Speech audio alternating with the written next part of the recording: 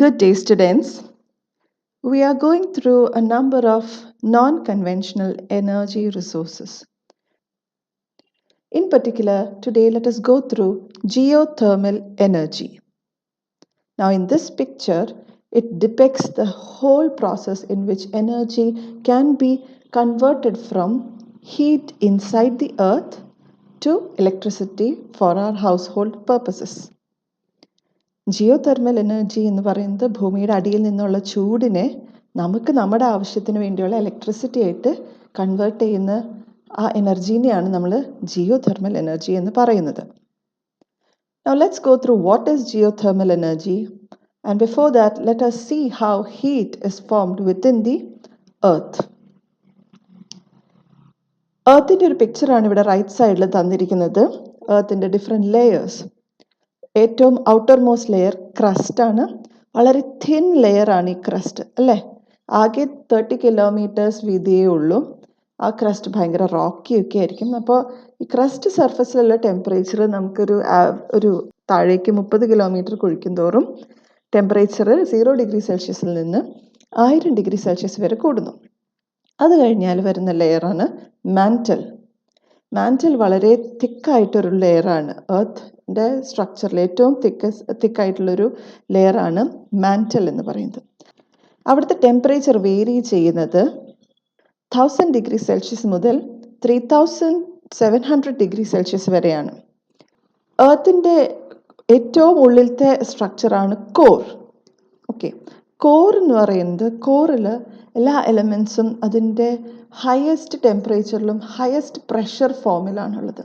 അപ്പോൾ ഹൈ ടെമ്പറേച്ചറിൽ കൂടെ ഹൈ പ്രഷർ വരുമ്പോൾ എല്ലാ മെറ്റീരിയലിൽ തന്നെ അതിൻ്റെ ലിക്വിഡ് ഫോമിലേക്ക് കൺവേർട്ട് ചെയ്തിട്ടുണ്ടാവും. അപ്പോൾ ഇവിടെ നമുക്ക് കാണുന്ന എലമെൻറ്റ്സ് എന്ന് പറയുന്നത് ലിക്വിഡ് അയൺ ആൻഡ് ലിക്വിഡ് സൾഫറാണ്. ലിക്വിഡ് അയൺ, ലിക്വിഡ് സൾഫറിൻ്റെ ടെമ്പറേച്ചേഴ്സ് എന്ന് പറയുന്നത് 3700 ഡിഗ്രി സെൽഷ്യസ് മുതൽ 4300 ഡിഗ്രി സെൽഷ്യസ്. ഓക്കെ, ഏറ്റവും ഇന്നർ പാർട്ടിനെയാണ് നമ്മൾ എർത്തിൻ്റെ ഇന്നർ കോർ എന്ന് പറയുന്നത്. അപ്പോൾ ഇവിടുത്തെ ഡൈനാമിക്സ് ഒക്കെ വളരെ വ്യത്യാസമാണ്. നമ്മൾ പറഞ്ഞല്ലോ, ഹൈ പ്രഷർ ഹൈ ടെമ്പറേച്ചർ വരുമ്പോൾ ലിക്വിഫൈ ചെയ്യും. ആ ലിക്വിഫൈഡ് എലമെൻസിൽ നിന്ന് അതിൻ്റെ ഗ്യാഷ്യസ് എലമെൻറ്റ്സ് ഒക്കെ ഒരു എസ്കേപ്പ് ചെയ്ത് എർത്തിൻ്റെ ഓരോ പൊത്തുകളിലേക്ക്, ഉള്ളിലത്തെ പൊത്തുകളിലേക്ക് എസ്കേപ്പ് ചെയ്ത് കഴിഞ്ഞാൽ പിന്നെ ആ ലിക്വിഫൈഡ് എലമെൻറ്റ്സ് അതിൻ്റെ സോളിഡിഫൈഡ് ഫോമിലേക്ക് എത്തുന്നു. അങ്ങനെ ഇന്നർ കോറാണ് സോളിഡ് ഫോമിലിരിക്കുന്നത്. ഇന്നർ കോർ ഏറ്റവും ഹയസ്റ്റ് ടെമ്പറേച്ചറിലായിരിക്കും. ഇന്നർ കോർ ഉണ്ടാക്കിയിരിക്കുന്നത് അയൺ വെച്ചിട്ടാണ്. മെയിൻലി അയൺ എന്ന് പറഞ്ഞ എലമെൻറ്റ്സ് വെച്ചിട്ടാണ്. വേറെ എലമെൻറ്റ്സിൻ്റെ ട്രേസസ് ഉണ്ടായിരിക്കും. ഈ അയണിൻ്റെ ടെമ്പറേച്ചർ പറഞ്ഞത് 4300 ഡിഗ്രി സെൽഷ്യസ് ആയിരിക്കും. Very high temperatures. അപ്പോൾ ഇത്രയും ഹൈ ടെമ്പറേച്ചേഴ്സ് എർത്തിൻ്റെ ഉള്ളിൽ തന്നെ ഉണ്ടെങ്കിൽ എന്തുകൊണ്ട് നമുക്ക് ഈ ഹീറ്റിനെ എക്സ്ട്രാക്ട് ചെയ്ത് ഈ ഹീറ്റിൽ നിന്ന് നമുക്ക് നമ്മുടെ എനർജി പ്രൊഡ്യൂസ് ചെയ്തുകൂടാ? അങ്ങനെയാണ് നമ്മൾ ഈ ജിയോതെർമൽ എനർജിയുടെ കോൺസെപ്റ്റിലേക്ക് വന്നത്. ഇതിലുള്ള ബുദ്ധിമുട്ട് ഒന്ന് മാത്രമാണ്, നമ്മൾ ഡിഗ് ചെയ്യും തോറും ഹൈ പ്രഷേഴ്സാണ് എർത്തിൻ്റെ ഉള്ളിൽ നിന്ന് പുറത്തേക്ക് വരുന്നത്. അപ്പോൾ അത് ഡേഞ്ചറസ് സിറ്റുവേഷൻസ് ആയിരിക്കും. അപ്പം അത്രയും സൂക്ഷിച്ച് വേണം ഇങ്ങനത്തെ സൈറ്റുകൾ നമ്മൾ ഓപ്പറേറ്റ് ചെയ്യിക്കാൻ വേണ്ടി. Now let us define what is geothermal energy. Geothermal energy is generated in the earth's core. Geo എന്ന് പറയുന്ന വാക്കിൻ്റെ അർത്ഥം എർത്ത്, തെർമലിൻ്റെ വാക്കിൻ്റെ അർത്ഥം ഹീറ്റ്. അപ്പോൾ എർത്തിൽ നിന്നുള്ള ഹീറ്റ് എനർജി പ്രൊഡ്യൂസ് ചെയ്യുന്നത് എർത്തിൻ്റെ കോറിൽ നിന്നാണ്. ഓക്കെ, ഏറ്റവും ഉള്ളിലത്തെ ഭാഗം കോറിൽ നിന്നാണ്. Temperatures hotter than the sun's surface are produced inside the earth by the slow decay of radioactive particles. The earth's crust is broken into pieces called plates. അപ്പോൾ സൂര്യൻ്റെ ടെമ്പറേച്ചറിനേക്കാളും ഹൈ ടെമ്പറേച്ചറാണ് എർത്തിൻ്റെ ഉള്ളിലത്തെ കോറിലുള്ളത്. ഓക്കെ, ഈ ഹൈ ടെമ്പറേച്ചേഴ്സ് ഫോം ചെയ്യുന്നത് ഓരോ എലമെൻസിൻ്റെ radio active decay കാരണമാണ്. Okay, പിന്നെ earth crust എന്ന് പറയുന്നത് ഒരു സിംഗിൾ ലെയർ അല്ല, കുറേ ഡിഫറെൻറ്റ് പ്ലേയേഴ്സ്, കുറേ കഷ്ണങ്ങൾ ചേർത്ത് വെച്ച പോലെയാണ്. അപ്പോൾ ഈ ഹൈ ടെമ്പറേച്ചർ കാരണം എർത്തിൻ്റെ ഉള്ളിൽ പല എലിമെൻസും സോളിഡും ലിക്വിഡും ഗ്യാഷ്യസ് സ്റ്റേറ്റ്സിലൊക്കെ നിൽക്കുന്നതുകൊണ്ട് ഈ പ്ലേറ്റ്സിൻ്റെ ഇടയ്ക്കോടെയൊക്കെ ഈ പറയുന്ന ഹോട്ട് മോൾട്ടൻ എലിമെൻറ്റ്സ്, ആ ലിക്വിഡ് എലിമെൻറ്റ്സ് അല്ലെങ്കിൽ ഹോട്ട് ഗ്യാസസിന് എസ്കേപ്പ് ചെയ്യാൻ പറ്റും. അതാണ് നമ്മൾ വോൾക്കാനോസ് ആയിട്ട് കാണുന്നത്, അല്ലെങ്കിൽ ഗേസേഴ്സ് ആയിട്ട്. ഹോട്ട് സ്റ്റീം ഗേസേഴ്സ് ആയിട്ട് കാണുന്നത്. Okay. Now the magma comes close to the Earth's surface near the edges of the plates. This is where volcanoes occur. The lava then erupts from the volcanoes is partly magma. എർത്തിൻ്റെ ഉള്ളിലുള്ള liquid മീഡിയത്തിനെ നമ്മൾ magma എന്ന് വിളിക്കും. പുറത്തേക്ക് volcano വഴി പുറത്തേക്ക് വന്നു കഴിഞ്ഞാൽ അത് ലാവ ആയിട്ട് മാറുന്നു. Deep underground, the rocks and water absorb the heat from this magma. The temperature of the rocks and water get hotter and hotter as you go deeper underground. Okay. അപ്പം നമുക്ക് actually ഈ heat കിട്ടുന്നത് ഈ എർത്തിൻ്റെ ഈ crusty കൂടെ ഇങ്ങനെ ഈ liquid metals അല്ലെങ്കിൽ ലിക്വിഡ് എലിമെൻറ്റ്സ് ഇങ്ങനെ കയറി വരുന്നുണ്ടല്ലോ മാഗ്മ രൂപത്തിൽ. അപ്പോൾ കയറി വരുമ്പോൾ ആ എർത്ത് ക്രസ്റ്റിലുള്ള ചുറ്റുവട്ടമുള്ള ആ റോക്സിനെ ചൂടാക്കും. എർത്ത് ക്രസ്റ്റിൽ തന്നെ വാട്ടർ ലെവൽ ഉണ്ടല്ലോ, ഒരു വാട്ടർ ടേബിൾ ഇല്ലേ, അതായത് മേലിൽ നിന്ന് മഴ പെയ്ത് അല്ലെങ്കിൽ നമ്മുടെ കടലിൽ നിന്ന് അല്ലെങ്കിൽ പുഴകളിൽ നിന്ന് അല്ലെങ്കിൽ തോടുകളിൽ നിന്നൊക്കെ വെള്ളം നിൽക്കില്ലേ, നമ്മുടെ എർത്തിൻ്റെ നമ്മുടെ മണ്ണിൻ്റെ അടിയിലൊരു വാട്ടർ ലെവലിൽ നിൽക്കില്ലേ. അപ്പോൾ മാഗ്മ നമ്മുടെ അടുത്ത് പൊന്തി വന്നിട്ടുണ്ടെങ്കിൽ, മാഗ്മ നമ്മുടെ എർത്ത് ക്രസ്റ്റിൻ്റെ അടുത്ത് പൊന്തി വന്നിട്ടുണ്ടെങ്കിൽ നമ്മുടെ ആ പരിസരത്തെ ഭൂമിയുടെ അടിയിലുള്ള റോക്സും ആ വാട്ടർ ടേബിളിലുള്ള വെള്ളവും നന്നായി ഹീറ്റ് ആയിരിക്കും, നല്ല ഹീറ്റഡ് അപ്പ് ആയിരിക്കും. ഓക്കെ. അപ്പോൾ റോക്സ് ഭയങ്കര ചൂടായിരിക്കും, വെള്ളവും ചൂടായിട്ട് ആ എർത്ത് ക്രസ്റ്റിനുള്ളിലുള്ള ഗ്യാപ്പുകളിൽ ഭയങ്കര ഹൈ പ്രഷേഴ്സ് ആണെങ്കിൽ ചിലപ്പോൾ വാട്ടർ രൂപത്തിൽ തന്നെ നിൽക്കും, വാട്ടർ സ്റ്റീം രൂപത്തിൽ. അല്ലെങ്കിൽ പ്രഷർ കുറവാണെങ്കിൽ ആ വെള്ളം ഒക്കെ ഇവാപ്പറേറ്റ് ചെയ്ത് സ്റ്റീമായിട്ട് അവിടെ നിൽക്കുന്നുണ്ടാവും. This energy from within the earth can be used for different purposes. It can be used as a heating system. നമുക്ക് ചൂട് വേണ്ട സ്ഥലങ്ങളിൽ സ്പേസ് ഹീറ്റർ ആയിട്ട് ഉപയോഗിക്കാം. It can be used to generate electricity and it can be used in heat pumps. Now, what are the different types of geothermal sources? First is the hydrothermal convective systems. അത് 3 തരമുണ്ട്: dry steam field, wet steam fields and hot water fields. The next type is geopressure resources. The next source is the hot dry rocks. The fourth type is the magma resource itself. Magma തന്നെ ചൂടിൻ്റെ ഒരു source ആണല്ലോ, അപ്പം magma ഒരു തരം സോഴ്സാണ്. And the last is volcanoes. Magma പുറത്തേക്ക് വന്നു കഴിഞ്ഞാൽ ആ വോൾക്കാനോസിൽ നിന്ന് എങ്ങനെ ഹീറ്റ് എടുക്കാന്നുള്ളത്. നൗ ഇതിൽ ഡ്രൈ സ്റ്റീം സിസ്റ്റം ആണ് നമുക്ക് ആദ്യം കാണേണ്ടത്. ഇപ്പോൾ ഡ്രൈ സ്റ്റീം സിസ്റ്റത്തിൽ ബ്രീഫായിട്ട് ജസ്റ്റ് ഒന്ന് പറയാം. ആദ്യം തന്നെ അടിയിലെ കേവ്സിൽ വളരെ ഹൈ പ്രഷറിൽ വെള്ളമെല്ലാം തന്നെ ആവിയായിട്ട് അവിടെ ഇങ്ങനെ നിലനിൽക്കുന്നുണ്ട് അല്ലേ. നമ്മൾ എന്താ ചെയ്യുക, നമ്മൾ മേലെ നിന്ന് നമ്മുടെ ആ സൈറ്റിൽ നിന്ന് നമ്മൾ ഡ്രില്ല് ചെയ്ത് അത്യാവശ്യം ഒരു 10 കിലോമീറ്റേഴ്സ് എങ്കിലും ശ്രമിക്കും. 10 ഒന്നും എത്തിയില്ലെങ്കിൽ ഒരു 5 കിലോമീറ്റേഴ്സിലൊക്കെ നമുക്ക് ഇങ്ങനത്തെ എയർ പോക്കറ്റ്സിലേക്ക് നമ്മൾ ഡ്രില്ല് ചെയ്ത് എത്തുന്നു. ഓക്കെ. അപ്പോൾ ഡ്രില്ല് ചെയ്യുന്ന നിമിഷം അപ്പം തന്നെ പെട്ടെന്നൊരു പൊട്ടിത്തെറിയാണ്. ആ ഹോളിക്കോടെ അത്രയും നാൾ അത്രയും യുഗങ്ങൾ കൊണ്ട് അവിടെ ഉണ്ടാക്കിയ സ്റ്റീം പെട്ടെന്ന് നമ്മൾ ഡ്രില്ല് ചെയ്ത ഹോളിക്കോടെ പുറത്തേക്ക് വരും കേട്ടോ. അപ്പോൾ ഈ ഹോട്ട് സ്റ്റീമിന് നമ്മൾ ഉപയോഗിക്കും. ഹോട്ട് സ്റ്റീമിനെ വെച്ചിട്ട് നമ്മുടെ ടർബൈനെ കറക്കിക്കും. ഓക്കെ. അപ്പോൾ ടർബൈൻ ഒന്ന് കറങ്ങി കിട്ടിയാൽ മതി. നമുക്ക് കറങ്ങിക്കഴിഞ്ഞാൽ അത് നാച്ചുറലി അവിടെ ജനറേറ്ററിൽ ഇലക്ട്രിസിറ്റി ജനറേറ്റ് ചെയ്യും. ഓക്കെ. ഇങ്ങനെയാണ് ഡ്രൈ സിസ്റ്റത്തിൻ്റെ ഒരു overall picture. Let's read through. A dry system plant has production wells that are drilled down to the geothermal reservoir. അപ്പോൾ നമ്മൾ ഒരു വെൽസ് ഈ റിസർവോയറിലേക്ക് ഡ്രിൽ ചെയ്യുന്നു. The superheated pressurized steam that can have temperatures between 180 degrees Celsius to 280 degrees Celsius is brought to the surface at high speed and passed through a steam turbine to generate electricity. അപ്പോൾ താഴത്തെ air പോക്കറ്റ്സിലുള്ള steam very high പ്രഷറിൽ very high സ്പീഡിൽ ഈ വെല്ലിക്കൂടെ കയറി വരുന്നു. And then this steam is passed through a turbine and it is used to generate electricity. The steam passes through a condenser and is converted into water. The condensate is then re-injected into the ground through wells. ഇപ്പം നമ്മൾ ഈ air പോക്കറ്റിൽ നിന്ന് സ്റ്റീമൊക്കെ ഇങ്ങനെ പുറത്തേക്ക് വലിച്ചെടുക്കുമ്പോൾ ആ earth ക്രസ്റ്റിൻ്റെ ഉള്ള ആ എയർ പോക്കറ്റ്, ആ കേവ് ആക്ച്വലി എംപ്റ്റി ആയിക്കൊണ്ടിരിക്കുകയല്ലേ. അപ്പോൾ അവിടെ എർത്തിൻ്റെ അടിയിൽ ഒരു കേവ് ഇങ്ങനെ എംപ്റ്റി ആയിക്കൊണ്ടിരുന്നാൽ അതൊരു ഹോളോ റീജിയൻ പോലെയാവും. അപ്പോൾ അവിടുത്തെ ഭൂമി ഒന്ന് ഇടിയാൻ സാധ്യതയുണ്ട്. അപ്പോൾ നമ്മൾ എന്താ ചെയ്യാന്ന് വെച്ചാൽ അവിടെ നിന്ന് വരുന്ന സ്റ്റീം നമ്മുടെ ടെർബൈൻമേ തട്ടി ടെർബൈൻ കറങ്ങുമല്ലോ.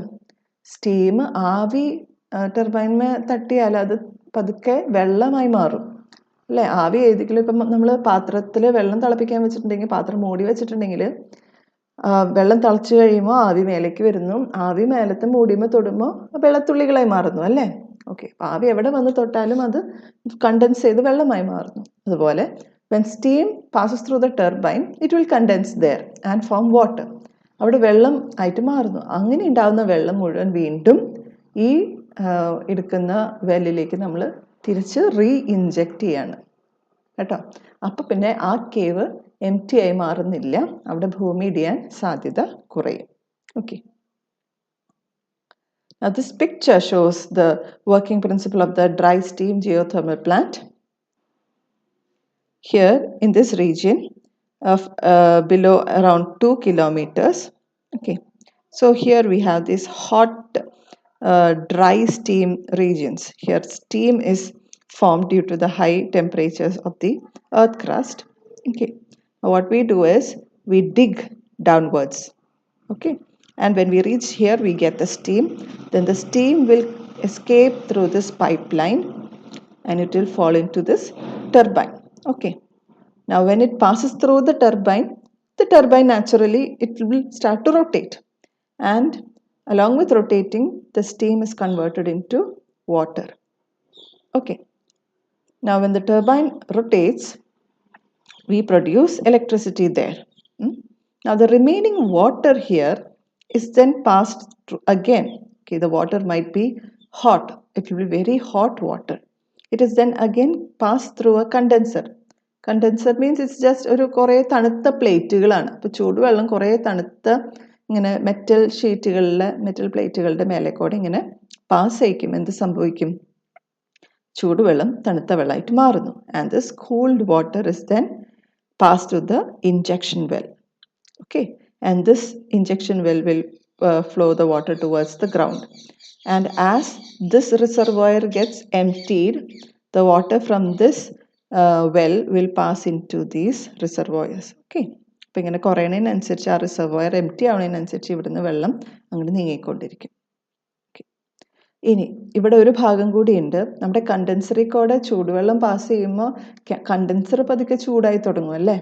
അപ്പോൾ കണ്ടൻസറിനെ തണുപ്പിക്കാൻ വേണ്ടി വീണ്ടും നമ്മൾ വേറെ കൂളിംഗ് ടവർ വെച്ചിട്ട് കണ്ടൻസറിനെ ഇങ്ങനെ തണുത്ത വെള്ളം കൊണ്ട് നമ്മൾ പാസ് ചെയ്ത് തണുപ്പിച്ചുകൊണ്ടിരിക്കും. ഓക്കെ, കണ്ടൻസറിനെ നമ്മൾ കണ്ടിന്യൂസ്ലി നമ്മൾ തണുപ്പിച്ചുകൊണ്ടിരിക്കും. അതിന് മേലെ കൂടെ വെള്ളം ഒഴിക്കുമ്പോൾ വെള്ളം കൂൾ വാട്ടറായിട്ട് മാറുന്നു. Now the next system is the wet steam or flash steam system. Now in this, flash steam power plants, which are the most common, use water with temperatures greater than 182 degrees Celsius. അപ്പോൾ നിങ്ങൾ വിചാരിക്കുന്നുണ്ടാവും, നിങ്ങൾക്ക് സംശയം വന്നില്ലേ, 100 degree Celsius ആകുമ്പോഴേക്കും വെള്ളം ആവിയായി മാറുന്നു. ഇവിടെ വെള്ളം 182 ഡിഗ്രി സെൽഷ്യസിലാണ് നിൽക്കണേന്ന് എർത്ത് ക്രസ്റ്റിൻ്റെ ഉള്ളിൽ. കാരണം ഇതാണ്, എർത്ത് ക്രസ്റ്റിൻ്റെ അടിയിൽ ഹൈ ടെമ്പറേച്ചറിൻ്റെ കൂടെ ഹൈ പ്രഷർ ഉണ്ട് കേട്ടോ. ആ ഹൈ പ്രഷറിൽ വെള്ളം അവിടെ വെള്ളമായിട്ട് തന്നെ നിലനിൽക്കുന്നു. ഓക്കെ, നമ്മുടെ സ്പ്രേ ക്യാനിൻ്റെ പ്രിൻസിപ്പിൾ തന്നെയാണ്. സ്പ്രേ ക്യാനിൻ്റെ ഉള്ളിൽ വെള്ളം തന്നെയല്ലേ, പക്ഷേ നമ്മൾ ആ നോസൽ അമർത്തുമ്പോൾ പുറത്തേക്ക് ആ വെള്ളം വരുമ്പോൾ ആക്ച്വലി സ്പ്രേ ക്യാനിൻ്റെ ഉള്ളിൽ നല്ല ഹൈ പ്രഷറാണ്. അപ്പോൾ അത് അമർത്തുമ്പോൾ, നോസൽ അമർത്തുമ്പോൾ ആ വെള്ളം പുറത്തേക്ക് വരുമ്പോൾ ലോ പ്രഷർ വരുമ്പോൾ പെട്ടെന്ന് അത് വേപ്പറായിട്ട് മാറുന്നു കേട്ടോ. അപ്പോൾ ഇതുപോലെ ഹൈ പ്രഷർ ലിക്വിഡ് എർത്ത് സർഫസിലേക്ക് എത്തുമ്പോൾ സഡൻ ആയിട്ട് അത് സ്റ്റീമായിട്ട് മാറുന്നു. അപ്പം ഇതിനെയാണ് ഫ്ലാഷ് എന്ന് പറയാം, ഫ്ലാഷ് ചെയ്യുക എന്ന് പറയാം കേട്ടോ. Now, a single flash condensing cycle is the most common energy conversion system for utilizing geothermal fluid due to its simple construction and to the resultant low possibility of silica precipitation. അപ്പോൾ ഈ flash systems തന്നെ രണ്ട് രീതിയിലുണ്ട്. ആദ്യത്തെയാണ് നമ്മൾ വായിച്ചത് single flash condensing cycle. Single flash കൊണ്ട് ഉദ്ദേശിക്കുന്നത് നമ്മുടെ കുഴിച്ച വെല്ലിൽ നിന്ന് പെട്ടെന്ന് ഹോട്ട് വാട്ടർ പുറത്തേക്ക് വരുമ്പോൾ സഡനായിട്ട് സ്റ്റീമായി മാറുന്നു. അപ്പോൾ അതൊരു സിംഗിൾ ഫ്ലാഷ് സിസ്റ്റമായി. ഓക്കെ, ആ സ്റ്റീമിനെ നമ്മൾ എന്നിട്ട് തണുപ്പിച്ച് വീണ്ടും എർത്തിലേക്ക് റീഇൻജെക്റ്റ് ചെയ്യുന്നു. അപ്പോൾ ഒരു പ്രാവശ്യമാണ് നമ്മൾ അതിനെ കണ്ടൻസ് ചെയ്തത്. ഇതിനെ സിംഗിൾ ഫ്ലാഷ് കണ്ടൻസിങ് സൈക്കിൾ എന്ന് പറയുന്നു. ഇതാണ് ഈ ടൈപ്പാണ് കൂടുതൽ പോപ്പുലർ. കാരണം ഇതിന് ഒരു സൈക്കിളിന് വേണ്ടിയുള്ള കൺസ്ട്രക്ഷൻ അത്രയും മെഷീനറി മതി. Okay, it's due to its simplicity in construction. രണ്ടാമത്തെ കാര്യം എന്ന് പറയുന്നത് ഈ ഒരു പ്രോസസ്സിൽ ആ വെല്ലിൽ നിന്ന് ഹോട്ട് വാട്ടർ വരുമ്പോൾ കുറേ കല്ലും മണ്ണും അങ്ങനത്തെ തരികൾ, റോക്കിൻ്റെ കുറേ തരികൾ ഇങ്ങനെ തെറിച്ച് ഈ പറയുന്ന നമ്മുടെ ഈ പൈപ്പുകളിലേക്ക് കയറാൻ സാധ്യതയുണ്ട്. ഓക്കെ, ഈ പൈപ്പിൽ കൂടിയല്ലേ സ്റ്റീം പാസ് ചെയ്ത് ടെർബൈനിൽ വീഴുന്നത്. അപ്പോൾ ഈ ഹോട്ട് റോക്സ് ഇതിലേക്ക് കയറി കഴിഞ്ഞാൽ ചെറിയ ചെറിയ റോക്സ് ആയിരിക്കും കയറാം, ടെർബൈനെ അടിച്ച് ടെർബൈൻ നശിപ്പിക്കും. ഓക്കെ, അപ്പോൾ ഇങ്ങനെ ടെർബൈനിലും കണ്ടൻസറിലും എല്ലാത്തിലും ആ മെഷീനറിയുടെ ഉള്ളിലൊക്കെ ഈ കല്ലുകൾ വന്ന് അടിഞ്ഞുകൂടാൻ സാധ്യതയുണ്ട്. ഇതിനെയാണ് നമ്മൾ സിലിക്ക പ്രസിപ്പിറ്റേറ്റ് എന്ന് പറയുന്നത്. കല്ലായിട്ട് തന്നെ ഇരിക്കണമെന്നില്ല, കല്ല് അതിൻ്റെ രൂപം മാറി പല ഫോംസിൽ നിൽക്കാം കേട്ടോ. സിംഗിൾ ഫ്ലാഷ് സിസ്റ്റത്തിലാണെങ്കിൽ ഒരു പ്രാവശ്യമാണ് ഈ പ്രസിപ്പിറ്റേഷൻ നടക്കുള്ളൂ. പക്ഷേ അടുത്ത ടൈപ്പായ ഡബിൾ ഫ്ലാഷ് സൈക്കിളിൽ കൂടുതൽ പ്രസിപ്പിറ്റേഷൻ നടക്കും. അതുകൊണ്ടാണ് നമ്മൾ സിംഗിൾ ഫ്ലാഷ് സിസ്റ്റംസ് കൂടുതൽ യൂസ് ചെയ്യുന്നത്. Now, a double flash cycle can produce 15 to 25% more power output than a single flash condensing cycle for the same geothermal fluid conditions. അപ്പോൾ നെക്സ്റ്റ് ടൈപ്പ് എന്ന് പറയുന്നത് നമ്മൾ ഒരു പ്രാവശ്യം ഈ പറയുന്ന ഹോട്ട് സ്റ്റീമിനെ ടെർബൈനിൽ കൂടെ പാസ് ചെയ്യിച്ച് ടെർബൈൻ കറക്കിച്ചു, പിന്നെ ആ ഹോട്ട് സ്റ്റീം കണ്ടൻസ് ചെയ്ത് കണ്ടൻസറിൽ കൂടെ പാസ് ചെയ്തപ്പോൾ കൂൾ വാട്ടറായി. അപ്പോൾ ഈ ഒരു പ്രാവശ്യം നമ്മൾ ഈ കണ്ടൻസ് ചെയ്യിപ്പിക്കുമ്പോൾ ചിലപ്പം കംപ്ലീറ്റ്ലി കൂൾ ചെയ്യണമെന്നില്ല, അപ്പോഴും വെള്ളത്തിന് അത്യാവശ്യം ചൂടുണ്ടാകാം. രണ്ടാമത്തെ പ്രാവശ്യം വീണ്ടും ഇതിനെ കണ്ടൻസ് ചെയ്യിപ്പിച്ചാൽ അതിൽ നിന്ന് കുറച്ചും കൂടി ഹീറ്റ് എനർജി കിട്ടും കേട്ടോ. അപ്പോൾ ഇതിനെയാണ് നമ്മൾ ഡബിൾ ഫ്ലാഷ് സൈക്കിൾ. അതായത് ആദ്യത്തെ സൈക്കിൾ കഴിഞ്ഞ് വീണ്ടും വെള്ളം ഹോട്ടാണെങ്കിൽ ഒന്നുകൂടി അതിനെ ഫ്ലാഷ് ചെയ്യിപ്പിക്കും. അപ്പോൾ വെള്ളം ചൂടായി അപ്പോൾ ഫ്ലാഷ് ചെയ്യാൻ കുറച്ച് എനർജി കൊടുത്താൽ മതിയേ നമ്മൾ. അപ്പോൾ നമ്മൾ എന്നിട്ട് ഇതിനെ വീണ്ടും ടെർബൈനിൽ കൂടെ പാസ് ചെയ്യിപ്പിച്ച് വീണ്ടും കണ്ടൻസ് ചെയ്യിച്ച് എടുക്കുന്ന രീതിയാണ്. അപ്പോൾ 2 പ്രാവശ്യം അവിടെ കണ്ടൻസേഷൻ സൈക്കിൾസ് വന്നു. ഇതിൽ നമുക്ക് കൂടുതൽ ഹീറ്റ് എനർജി നമുക്ക് ഇലക്ട്രിസിറ്റി ആയിട്ട് കൺവേർട്ട് ചെയ്യാൻ പറ്റും. ആ ഒരു ഗുണം ഉണ്ടെങ്കിലും ഇവിടെ സിലിക്ക പ്രസിപ്പിറ്റേഷൻ കൂടുതലുള്ളത് കൊണ്ട് ഈ സൈറ്റിൽ മെയിൻ്റനൻസ് കൂടുതൽ ആവശ്യമാണ്. The flash power plants typically require resource temperatures in the range of 177 degrees Celsius to 260 degrees Celsius. Now this is the pictorial representation of this flash system. So here we have the geothermal well, and from this well ഇത് വാൽവുകളാണ്. നമ്മൾ ആവശ്യാനുസരണമാണ് valve തുറക്കുന്നതും valve അടയ്ക്കുന്നതും. Valve തുറന്നാൽ ഇവിടെ high പ്രഷറിൽ വെള്ളം വന്നിട്ട് ഈ ചേമ്പറിൽ വീഴുന്നു. അപ്പോൾ ഇവിടെ വന്ന് വീഴുമ്പോൾ പെട്ടെന്ന് ഇതിന് സ്റ്റീം സെപ്പറേറ്റർ എന്നാണ് പറയുന്നത്. അപ്പോൾ സ്റ്റീം സെപ്പറേറ്റർ എന്ന് പറഞ്ഞാൽ നമ്മൾ വരുന്നതിൽ കുറച്ച് വെള്ളം പെട്ടെന്ന് ലോ പ്രഷറിലേക്ക് കടക്കുമ്പോൾ സ്റ്റീമായി മാറുന്നു അല്ലേ. പക്ഷേ കംപ്ലീറ്റ്ലി അത് സ്റ്റീം ആവണമെന്നില്ല, സ്റ്റീമും വെള്ളമായിട്ട് മാറാം. ഓക്കെ, അപ്പോൾ വെള്ളം ആയിട്ട് വരുന്നുണ്ടെങ്കിൽ നമുക്ക് പിന്നെ ഉപയോഗപ്പെടുത്താൻ പറ്റില്ല. അപ്പോൾ ആ വെള്ളത്തിന് നമ്മൾ നേരെ ഈ വെല്ലിലേക്ക് അടുക്കിച്ചു വിടുന്നു. ആ സ്റ്റീമിനെ എടുത്തിട്ട് നമ്മൾ പാസ് ചെയ്യിപ്പിച്ച് ഈ ചേമ്പറിലേക്ക് നമ്മൾ വിടുന്നു.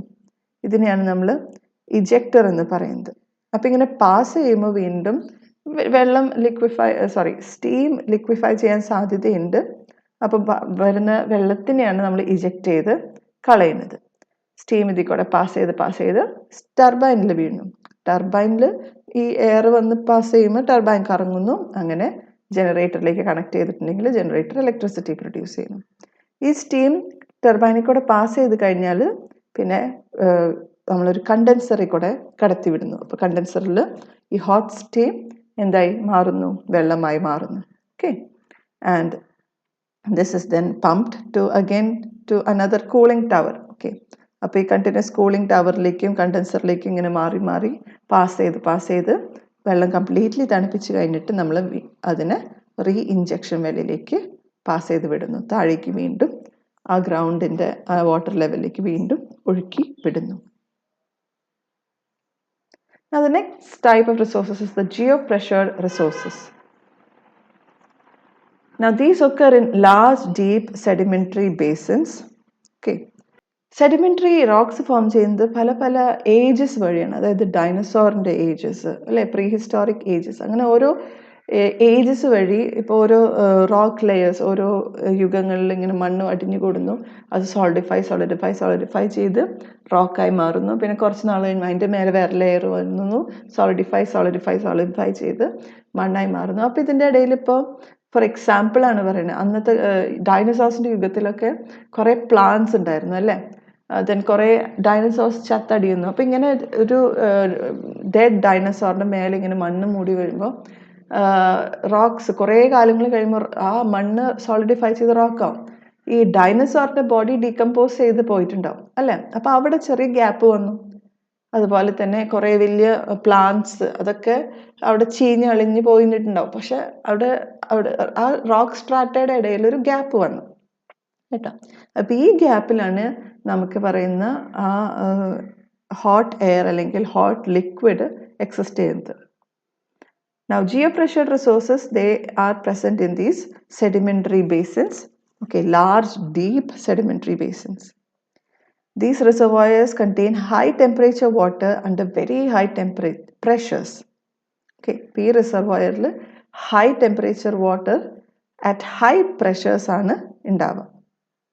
Methane is released when pressure is reduced.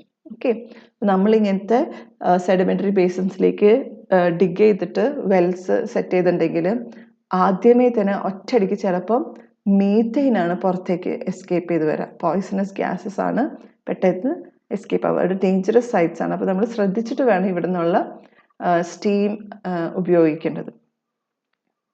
Now this can be utilized for generation of electric power and recovery of natural gas. Okay, അപ്പോൾ നമുക്ക് വേണമെങ്കിൽ ഈ പറയുന്ന ഗ്യാസിന് ഈ സ്റ്റീമിന് നമുക്ക് ഇലക്ട്രിസിറ്റി ജനറേറ്റ് ചെയ്യാം, നമ്മുടെ പവർ പ്ലാന്റിലേക്ക് കൊടുക്കാം. അല്ലെങ്കിൽ ഇതിൽ നിന്ന് എസ്കേപ്പ് ചെയ്യുന്ന സ്റ്റീമിൽ കുറേ ട്രേസസ് ഓഫ് മീഥെയിൻ ഉണ്ടായിരിക്കും. അപ്പോൾ ഈ മീഥെയിൻ എന്ന് പറയുന്നത് നാച്ചുറൽ ഗ്യാസിൻ്റെ കമ്പോണൻ്റ് ആണ്. അങ്ങനെ നമ്മുടെ LPG ഗ്യാസിലേക്ക് നമുക്കതിനെ കൺവേർട്ട് ചെയ്യാം. Now the next type of resources is the hot dry rocks called HDR. Now in this what we do is our rock crust is very hot. Okay, ഇപ്പോൾ magma അടുത്തുണ്ടെങ്കിൽ അവിടുത്തെ rock layers ഒക്കെ ഭയങ്കര hot ആയിരിക്കും. ആ ഹീറ്റിന് നമ്മൾ trap ചെയ്യുന്നത് അവിടേക്ക് നമ്മൾ വെള്ളം പാസ് ചെയ്ത് വിട്ടിട്ടാണ്. നമ്മളാണ് പൈപ്പുകൾ സെറ്റ് ചെയ്ത് അവിടുന്ന് താഴേക്ക് പോകാനും അവിടുന്ന് തിരിച്ചു വരാനും പൈപ്പ് സെറ്റ് ചെയ്യും. എന്നിട്ട് നമ്മൾ അതിലേക്ക് ഇഞ്ചെക്റ്റ് ചെയ്യുന്ന പൈപ്പിലേക്ക് വെള്ളം പാസ് ചെയ്ത് കൊടുക്കുമ്പോൾ ഈ പൈപ്പുകൾ അവിടെ താഴെ ഭയങ്കര ചൂടായിട്ടുണ്ടാവും. റോക്സിന് തൊട്ട് നിൽക്കണ കാരണം പൈപ്പ് ചൂടാകുമ്പോൾ അതിൻ്റെ ഉള്ളിലുള്ള വെള്ളം ചൂടായിട്ട് തിരിച്ച് പുറത്തേക്ക് വരുന്ന പൈപ്പ്സ്, അതിനെ പ്രൊഡക്ഷൻ വെല്ലെന്ന് പറയും. ആ പൈപ്പിൽ ചൂടുവെള്ളം പുറത്തേക്ക് വരുന്നു. ഓക്കെ, അപ്പോൾ നമ്മുടെ കയ്യിലുള്ള തണുത്ത വെള്ളത്തിന് നമുക്ക് താഴേക്ക് വെല്ലിൽ കൊടുത്തു കഴിഞ്ഞാൽ പുറത്തേക്ക് നമുക്ക് ചൂടുവെള്ളമായിട്ട് കിട്ടുന്നു. അപ്പോൾ ആ ചൂടനുസരിച്ച് നമുക്ക് പല ആവശ്യങ്ങൾക്ക് ഉപയോഗിക്കാം. Pressurized cold water is sent down the injection well where the hot rocks heat the water up. Pressurized water of temperatures greater than 200 degrees Celsius is brought to the surface and passed near a liquid with a lower boiling temperature, such as an organic liquid like butane. The ensuing steam then turns the turbines, and the cool water is again injected to be heated. This system does not produce any emissions. ഇതിൽ എന്ത് സംഭവിക്കണമെന്ന് വെച്ചാൽ നമ്മൾ ഈ pipe injection വെല്ലിലേക്ക് നമ്മൾ called water pass ചെയ്യിക്കുന്നു. ഈ റോക്സിൻ്റെ heat കാരണം പൈപ്പുകൾ ചൂടായി പൈപ്പിൻ്റെ ഉള്ളിലുള്ള വെള്ളം ചൂടായിട്ട് പ്രൊഡക്ഷൻ വെല്ലിൽ കൂടെ മേലേക്ക് ഹോട്ട് വാട്ടർ കയറി വരുന്നു. ഓക്കെ, അപ്പോൾ ഇത് ഈ വരുന്ന വെള്ളത്തിൻ്റെ ടെമ്പറേച്ചേഴ്സ് ഏകദേശം ഒരു 200 ഡിഗ്രി സെൽഷ്യസിൻ്റെ അടുത്തായിരിക്കും. ഓക്കെ, നമ്മൾ ഈ വെള്ളത്തിന് അങ്ങനെ തന്നെ നമ്മുടെ മെഷീനറിയിലേക്ക് പാസ് ചെയ്യുന്നില്ല. എന്താ സംഭവിക്കുന്നതെന്ന് വെച്ചാൽ നമ്മുടെ ഫാക്ടറി മെഷീൻ്റെ ഉള്ളിൽ നമ്മൾ ഒരു ലിക്വിഡ് ഇങ്ങനെ പാസ് ചെയ്തുകൊണ്ടിരിക്കുന്നുണ്ടാവും. ആൽക്കഹോൾസ്, അതായത് ലോവർ ബോയിലിംഗ് പോയിന്റിൽ അതിൻ്റെ വേപ്പറായിട്ട് മാറുന്ന ലിക്വിഡ്സ് നമ്മൾ പാസ് ചെയ്യും. മോസ്റ്റ് പോപ്പുലർലി ആൽക്കഹോൾസ് അല്ലെങ്കിൽ ബ്യൂട്ടൈൻ ആണ്. അപ്പോൾ ഈ ഹോട്ട് വാട്ടർ ഇതിൽ കൂടെ പാസ് ചെയ്യുമ്പോൾ അതിൻ്റെ അടുത്ത് തന്നെയുള്ള പൈപ്പിലാണ് നമ്മൾ ഈ പറയുന്ന low boiling point liquids pass ചെയ്യാം. അപ്പോൾ 200 ഡിഗ്രി സെൽഷ്യസിലുള്ള വാട്ടർ അടുത്ത കൂടെ വരുമ്പോൾ ഒരു ലോവർ ബോയിലിംഗ് പോയിന്റ്, ഒരു 30 ഡിഗ്രി സെൽഷ്യസോ 40 ഡിഗ്രി സെൽഷ്യസോ ഒക്കെ ജസ്റ്റ് ബോയിലിംഗ് പോയിന്റുള്ള ഈ ലിക്വിഡ്സ് പെട്ടെന്ന് അതിൻ്റെ വേപ്പറായിട്ട് മാറുന്നു. ഓക്കെ, അങ്ങനെ വേപ്പറായി മാറി കഴിയുമ്പോൾ ഈ വേപ്പേഴ്സാണ് ടെർബൈനിലേക്ക് പാസ് ചെയ്യുന്നത്. ടെർബൈൻ കറങ്ങുന്നു. എന്തൊരു വേപ്പർ വന്നിട്ട് ടർബൈനിൽ വീണാൽ മതി കേട്ടോ. അത് വെള്ളത്തിൻ്റെ സ്റ്റീം ആവണമെന്നൊരു നിർബന്ധമില്ല കേട്ടോ. അപ്പോൾ ഇവിടെ ഈ ലിക്വിഡ് വേപ്പേഴ്സ് ടർബൈനിൽ വന്ന് വീണിട്ട് ടർബൈൻ കറങ്ങി തുടങ്ങിയാൽ ഇലക്ട്രിസിറ്റി ജനറേറ്റ് ചെയ്യുന്നു. എന്നിട്ട് ഈ വേപ്പേഴ്സിനെ നമ്മൾ കണ്ടൻസ് ചെയ്ത് വീണ്ടും അതിൻ്റെ ലിക്വിഡ് ഫോമിലേക്ക് എത്തിക്കുന്നു. ആൽക്കഹോൾ അല്ലെങ്കിൽ ബ്യൂട്ടൈൻ്റെ ലിക്വിഡ് ഫോമിലേക്ക് എത്തിക്കുന്നു. വീണ്ടും നമ്മൾ ഈ പറയുന്ന പ്രൊഡക്ഷൻ വെല്ലിൽ കൂടെ ഹോട്ട് വാട്ടർ കണ്ടിന്യൂസ്ലി പാസ് ചെയ്തുകൊണ്ടിരിക്കുകയല്ലേ. അപ്പോൾ ഈ തണുത്ത ഓർഗാനിക് ലിക്വിഡ് അല്ലെങ്കിൽ ആൽക്കഹോൾ വീണ്ടും ചൂടായി ടർബൈൻ കറക്കുന്നു കേട്ടോ. അപ്പോൾ ഇതൊരു ബൈനറി സൈക്കിളാണ്. 2 സൈക്കിളാണ് ഇതിൽ സംഭവിക്കുന്നത് കേട്ടോ. ഈ ഒരു സിസ്റ്റത്തിൽ നിന്ന് നമുക്ക് കിട്ടുന്ന ഹീറ്റ് പാസ് ചെയ്ത് കഴിഞ്ഞിട്ട് ബാക്കി വരുന്ന വെള്ളം നമ്മൾ വീണ്ടും ഇതിലേക്ക് പൈപ്പിക്ക് താഴേക്ക് പാസ് ചെയ്ത് ചൂടാക്കുന്നു. ഓക്കെ, ഈ സിസ്റ്റത്തിൽ നിന്ന് വേറെ ഒരു എമിഷൻസും വേറൊരു പൊല്യൂട്ടിങ് ഏജൻസും നമുക്ക് വരുന്നില്ല. Now the next type of resources is the magma resources. It is partially or completely molten rock at temperatures of above 650 degrees centigrade. Okay, അപ്പോൾ എർത്തിൻ്റെ മാൻറ്റലിൽ നിന്ന് അല്ലെങ്കിൽ ഇന്നർ കോറിൽ നിന്ന് ലിക്വിഫൈഡ് മെറ്റൽസ് കയറി വരുന്നതിനെയാണ് നമ്മൾ മാഗ്മ എന്ന് വിളിക്കുക. It is completely or partially molten rock. അതിൻ്റെ temperature 650 degree Celsius. It is encountered at moderate depths. അത്യാവശ്യം ഡെപ്തിലാണ് ഇതിനെ നമുക്ക് ഉപയോഗിക്കാൻ പറ്റുള്ളൂ. Large geothermal energy content but restricted to few locations on the earth. ഇപ്പോൾ ഈ മാഗ്മയിൽ ഇത്രയും ടെമ്പറേച്ചർ ഉണ്ടല്ലോ, അപ്പോൾ നമുക്ക് ഹൈ എനർജി ഇതിൽ നിന്ന് നമുക്ക് കിട്ടും. പക്ഷേ ഭൂമിയുടെ എല്ലാവിടെയും ഇങ്ങനത്തെ ലൊക്കേഷൻസ് ഇല്ല. വോൾക്കാനോസ് എവിടെയുണ്ടോ അല്ലെങ്കിൽ ഓഷ്യൻസിൽ ചില പോയിന്റ്സിൽ മാത്രമേ ഇങ്ങനെ മാഗ്മ സർഫസിലേക്ക് വരുന്ന പോയിന്റ്സ് ഉള്ളൂ. ഓക്കെ, അപ്പോൾ അവിടെ എല്ലാവിടെയും നമുക്ക് ഈ പറയുന്ന ജിയോ തെർമൽ പവർ പ്ലാന്റ് സ്ഥാപിക്കാൻ പറ്റണമെന്നും ഇല്ല.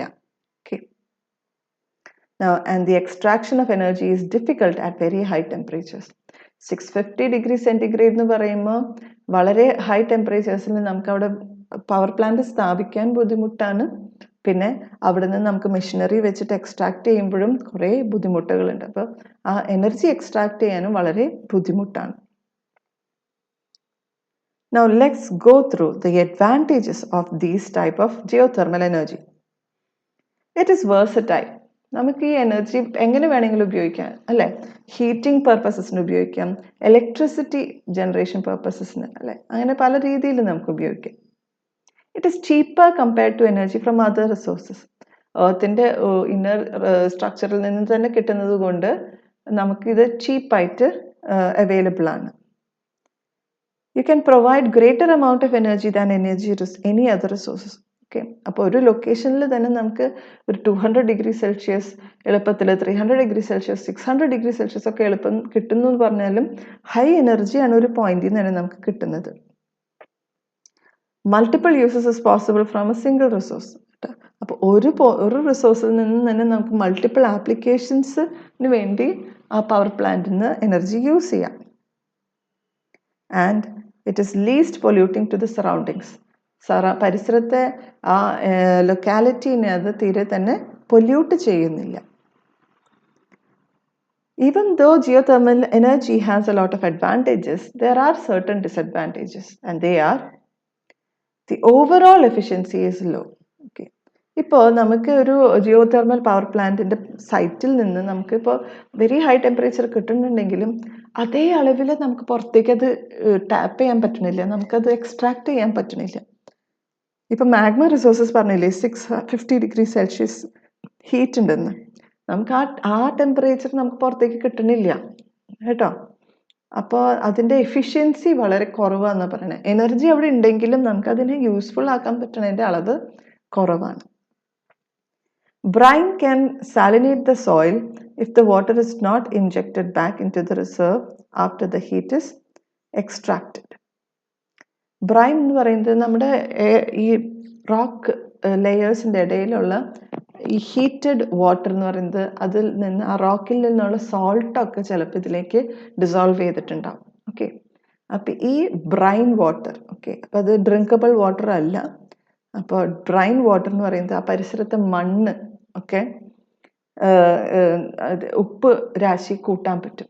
ഇപ്പം നമ്മൾ ഈ പവർ പ്ലാന്റിൽ നിന്ന് ഈ ഹോട്ട് വാട്ടറിന് എടുത്തിട്ട് നമ്മൾ വീണ്ടും ഭൂമിയുടെ അടിയിലേക്ക് അത് റീഇൻജെക്ട് ചെയ്യാണ്ട് വെറുതെ അവിടേക്ക് പരിസരത്ത് വല്ല പുഴയിലേക്കോ അല്ലെങ്കിൽ പാടത്തേക്കോ നമ്മളിങ്ങനെ ഒഴുക്കി വിട്ടാൽ, പാടന്നല്ല ആ പരിസരത്തേക്ക് നമ്മൾ ഒഴുക്കി വിട്ടാൽ താഴേന്ന് വരുന്ന ഉപ്പ് വെള്ളം നമ്മുടെ പ്രതലത്തിൽ ഉള്ള സോൾട്ട് കണ്ടന്റ് കൂട്ടും. അപ്പോൾ അവിടുത്തെ ഫെർട്ടിലിറ്റി കുറയും. Extracting large amount of water can cause land subsidence, and this can lead to an increase in seismic activity. To prevent this, the cool water must be injected back into the reserve in order to keep the water pressure constant underground. അപ്പോൾ നമ്മളിത് പറഞ്ഞു കഴിഞ്ഞതാണ്. അതായത് നമ്മൾ ഈ geothermal power പ്ലാന്റിന് അടിയിൽ നിന്ന് നമ്മളിങ്ങനെ വെള്ളം അല്ലെങ്കിൽ സ്റ്റീം ഇങ്ങനെ വലിച്ചുകൊണ്ടിരിക്കല്, കണ്ടിന്യൂസ്ലി വലിച്ചുകൊണ്ടിരിക്കാൽ അവിടെ അതൊരു ഗ്യാപ്പായി മാറുന്നു, ഒരു ഹോളോ സ്പേസ് എർത്തിൻ്റെ ഉള്ളിലൊരു ചെറിയൊരു കേവായിട്ട് മാറുന്നു. അപ്പോൾ അങ്ങനെയാണെങ്കിൽ അവിടേക്ക് ഭൂമി ഇടിയും, land can subside into it. ഇതിനെയാണ് ലാൻഡ് സബ്സിഡൻസ് എന്ന് പറയുന്നത്. ലാൻഡ് അങ്ങനെ സബ്സൈഡ് ചെയ്താൽ അവിടെയുള്ള എർത്ത് ക്വേക്കിനുള്ള സാധ്യതകളും കൂടുന്നു, അവിടെയുള്ള സീസ്മിക് ആക്ടിവിറ്റിക്കുള്ള പോസിബിലിറ്റീസും കൂടുന്നു. So to prevent that, this water that is cooled from this power plant, it should be injected back into that reserve to keep the water pressure constant underground. താഴെയുള്ള pressure constant ആക്കാൻ വേണ്ടി ആ power പ്ലാന്റിൽ നിന്നുള്ള വെള്ളം തിരിച്ച് ഗ്രൗണ്ടിലേക്ക് നമ്മൾ അടിച്ച് വിടണം. Power plants that do not inject the cold water back into the ground can release hydrogen sulfide, the rotten eggs gas. This gas can cause problems if large quantities escape, because inhaling too much is fatal. ഇപ്പോൾ power plants നമ്മൾ മര്യാദയ്ക്ക് നടത്തിയില്ലെങ്കിൽ കേട്ടോ, ഈ കിട്ടിയ സ്റ്റീമും ഈ കിട്ടിയ hot വാട്ടറൊക്കെ നമ്മൾ turbine കൂടെ പാസ് ചെയ്ത് ഇലക്ട്രിസിറ്റി ജനറേറ്റ് ചെയ്ത് കഴിഞ്ഞ് ബാക്കി വരുന്ന ആ സ്റ്റീമും വെള്ളത്തിനെയും നമ്മൾ കൂൾ ചെയ്ത് വീണ്ടും അണ്ടർഗ്രൗണ്ടിലേക്ക് ഡിസ്പോസ് ചെയ്തില്ലെങ്കിൽ നമ്മൾ പുറത്തേക്ക്, അപ്പോൾ ഫാക്ടറിയുടെ ജസ്റ്റ് പുറത്തേക്ക് കളയാനാണ് സാധ്യത. അപ്പോൾ അതിൽ ചിലപ്പോൾ ഈ പറഞ്ഞ പോലെ ഗ്യാസ് എലമെൻറ്റ്സ് കടന്നുകൂടാം, അതായത് റോട്ടൺ എഗ് ഗ്യാസ് എന്ന് വിളിക്കുന്ന ഹൈഡ്രജൻ സൾഫൈഡ് വന്നുകൂടാം. അങ്ങനെ ഗ്യാസിൻ്റെ അളവ് കൂടി കൂടി കൂടി കൂടി വന്നാൽ അവിടെ പെട്ടെന്ന് ഡേഞ്ചറസ് സിറ്റുവേഷൻസ് ഉണ്ടാവുന്നു. ഇത് ഹൈഡ്രജൻ സൾഫൈഡ് ക്രമാതീതമായിട്ട് ശ്വസിക്കാനിടയായാൽ അത് നമുക്ക് മരണകാരണമാകാം. So today we had an overview about what is geothermal energy from within the Earth's surface. What are the types of geothermal resources? There was hydrothermal energy resource, then we had the geopressurized resource, then we had the hot dry rocks, magma resource, volcanoes. Then we saw what are the advantages of geothermal energy and disadvantages of geothermal energy. That's all for today's class. Thank you.